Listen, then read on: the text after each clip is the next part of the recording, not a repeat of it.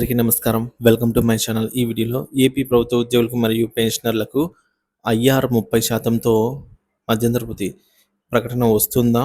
అసలు వచ్చేనా? అనే దానికి చిన్న వివరణ కోసం, క్లారిఫికేషన్ కోసం అయితే ఈ వీడియో చేయడం జరిగింది. వీడియోని ఎక్కడే కానీ స్కిప్ చేయకుండా చివరి దాకా చూడండి ఫ్రెండ్స్. అప్పుడే ఇన్ఫర్మేషన్ పూర్తిగా అర్థమవుతుంది. వీడియోని చూస్తున్న ప్రతి ఒక్కరూ వీడియోకి ఒక లైక్ చేయండి. ఈ వీడియోని తోటి ఉద్యోగ పెన్షనర్ మిత్రులతో అయితే షేర్ చేయండి. కొత్తగా మన ఛానల్ చూస్తున్న వారు సబ్స్క్రైబ్ చేసుకున్నట్లయితే దయచేసి మన ఛానల్ అయితే సబ్స్క్రైబ్ చేసుకోండి. దీని ద్వారా నేను చేసే ప్రతి ఒక్క వీడియో మీ వరకు రీచ్ అవుతుంది. ఆలస్యం చేయకుండా వీడియోలోకి అయితే వెళ్ళిపోదాము. ఫ్రెండ్స్, ఆంధ్రప్రదేశ్ ప్రభుత్వ ఉద్యోగులకు మరియు పెన్షనర్లకు చాలా కాలంగా పెండింగ్ సమస్యలు అయితే ఉన్నాయండి. గత 5 ఏళ్లుగా గత ప్రభుత్వం కుప్పలు తెప్పలుగా అయితే బకాయిలను పెండింగ్‌లో పెట్టేసిన మాట వాస్తవము. సో, నేటి ప్రభుత్వం అధికారంలోకి వచ్చిన తర్వాత పెండింగ్‌లో ఉన్న అన్ని డీఏ, డీఆర్ బకాయిలను క్లియర్ చేస్తామని మేనిఫెస్టోలో, అలాగే ఎన్నికల ప్రచారంలో భాగంగా అయితే హామీ ఇవ్వడం జరిగింది. ప్రస్తుతం ఉద్యోగులు మరియు పెన్షనర్లు దసరా మరియు దీపావళి కానుకగా మధ్యంతర భృతిని ఆశిస్తున్నారండి. సో, ఎందుకంటే పీఆర్సీ విషయంలో ఆలస్యం జరుగుతున్న నేపథ్యంలో పీఆర్సీ కమిటీని రద్దు చేయడం జరిగింది. తదుపరి కమిటీ పునరుద్ధరణ మరియు రిపోర్ట్ అందించే 1 సంవత్సరం గడువైతే ఉంటుందండి రిపోర్ట్ రావడానికి.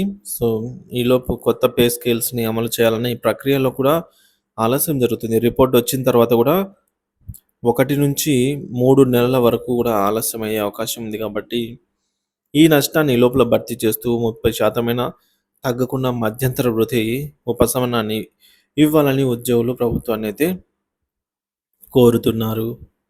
తెలంగాణ సహా ఇతర రాష్ట్రాల్లో డీఏలు పెండింగ్‌లో ఉన్నప్పుడే అక్కడ ప్రభుత్వాలు దసరా, దీపావళి కానుకగా వాటిని విడుదల చేస్తున్నాయి.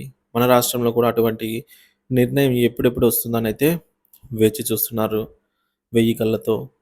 కొత్త ప్రభుత్వానికి చెందిన ఒక మంచి విషయం ఏంటంటే, ఉద్యోగ పెన్షన్లకు సంబంధించినటువంటి జీతాలు, పెన్షన్లు మొదటి 1-2 తేదీలలోనే జమ చేస్తుంది ఎక్కువ శాతం. సో, గతంతో పోలిస్తే గతంలో జీతాలు ఆలస్యంగా వచ్చేవి. కానీ కొత్త ప్రభుత్వం ఈ సమస్యను పరిష్కరించినట్లే. అదేవిధంగా జూలై 2023 నుంచి 12వ పీఆర్సీ అమలు కావాల్సి ఉంది. అది ఆలస్యం జరుగుతూనే ఉన్న కారణంగా వెంటనే మధ్యంతర భృతిని ప్రకటించాలని ఉద్యోగులు, పెన్షనర్లు డిమాండ్ చేస్తున్నారు. ఐఆర్ మంజూరు చేసి పీఆర్సీ అమలుకు ఉపశమనాన్ని అందించాలని చెప్పేసి ఉద్యోగ పెన్షన్లంతా కోరుతున్నారు.